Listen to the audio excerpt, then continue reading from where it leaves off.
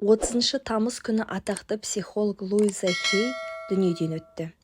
Оның кейбір пікірі аңыз болып кетті. Кейбірі психология кітаптарының негізін құрады.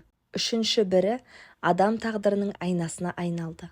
Алыс жолға саяхат алғашқы қадамнан басталады деген сөзді де Луиза Хей айтқан екен. Олай болса, біз бүгін Луиза Хейдің афоризмдеріне кезек берейік. Әр адамның бойында өмір сүруге қорқатын, мейірімге зәру 3 жасар бала бар. Біздің таңдаған ойымыз өмір кенебіне сурет салатын қылқалам. Өзгеріске үй жинауға қарағандай қараңыз. Алдымен бірін, сосын екіншісін өзгертесің. Енді бір қарасаң, айналаң жарқырап тұрады. Ғаламның қуаты ешқашан адамды сынап мінемейді. Ғалам бізді бүтін болмысымызбен толық қабылдайды. Сосын көкейдегі жатталып тұрған ұстанымды сол күйінше алдымызға келтіреді. Мен қиындықты түзетуге тырыспаймын. Мен ойымды түзеймін. Сонда қиындық өздігінше реттеледі. Әр адамның бойында ұлы даналық бар. Біз қоятын сұрақтың бәріне жауап дайын. Үнемі өткен өміріңді еске алу, біліп тұрып өзіңе қиянат жасау. Бір ұстанымға неғұрлым берік болсам, сол ұстанымнан құтылуым керектігін түсінем. Бұл өмірге өзгелер үшін келіп басқалардың көңілін жықпас үшін жүрген жоқсыз. Әр адам өмірін өзінің жеке дара жолын табу арқылы көркейте алады. Сіздің мақсат өзіңізді көрсету, махаббатыңыздың тереңдігін көрсету. Сіз білім алу үшін, жетілу үшін өмір сүресіз. Өмір сүре жүріп түсіністік танытып, көңіл білдіресіз. О дүниеге аттанғанда көлікті, ақшаны, жұмысты ала кетпейсіз. Сіз онда ел жұртпен қарым-қатынасыңызды де әкете алмайсыз.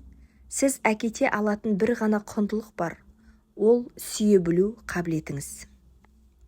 Көңілің түскен шақта өзіңді қатты жақсы көр. Сын адам болмысын білдіреді. Өзіңді көргің келетін жайдары қалыпта елестет. Сені жасытатын кейіпті ұмыт. Кінә ауыр сезім. Бұл сезім ешқашан ешкімге көмектескен емес. Ол тіпті жағдайды өзгерте алмайды да. Сондықтан өзіңді кінәнің абақтысынан шығар. Бұл әлем толған бақ-дәулет.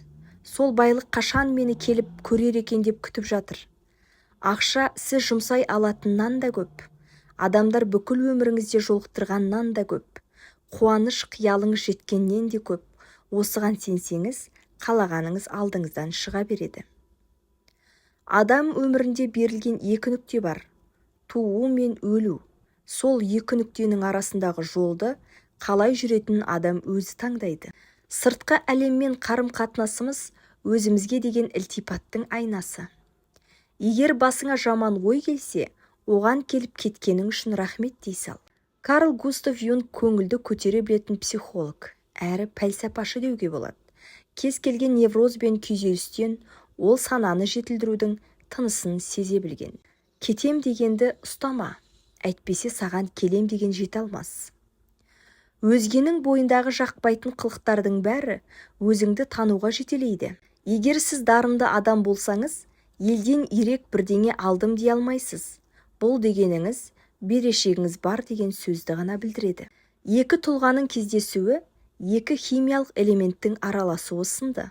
Аздаған реакция болса, 2 элемент те өзгереді. Баланың мойнына жүктелетін ең ауыр жүк ата-анасының сүрмеген өмірі.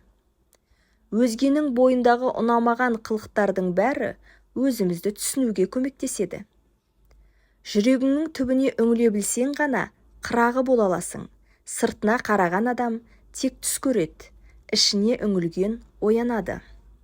Жалғыздық айналаңда адам жоқтықтан емес, адамдармен саған маңызды көрінер нәрселер туралы сөйлесе алмайтындығың, не сенің көзқарасыңның өзгелер үшін мүмкін еместігімен түсіндіріледі. Маған жаны сау адамды көрсетіңдерші, мен сендерге оны емдеп берейін. Біз кейінге ата-анамызға тартыламыз, және келешекке балаларымызға ұмтыламыз. Оны ешқашан көрмейтін болсақ та, оның қамын жейміз. Сен қарсыласқан дүние сол қалпы тұра береді. Күйзеліс қара жамылған әйел сияқты. Егер ол келсе, қуып жіберме. Дастарханға шақырып, алдына асыңды қой, не дейтінін тыңда. Кейде санаң жетпеген жұмбақты қолдарың шешеді. Түс көру ұқыпты түрде жасырылған есік. Ол есіктің артында адам жаны өзі пайда болмай тұрған кездегі ғаламдық түннің түндігін жасырған. Өз құмарлығыңның тозағынан өтпеген адам оларды жеңе алмас. Өз жаныңның тереңіне үңіле алған кезде ғана көңіл көзің қырағылана түседі. Мен менімен болған жағдай емеспін. Мен кім болуымды шеше білген жанмын. Өзімізді толық бақылауда ұстай аламыз деп ойлауымыз мүмкін. Бірақ дос деген біз туралы тіпті түсімізге де кірмеген шындықты айтып бере алады. Сиқырлы психиканы білдіретін баламас сөз. Біздің жанымыз қоршаған әлемнің бір бөлшегі, сондықтан оның да құпиясы шексіз.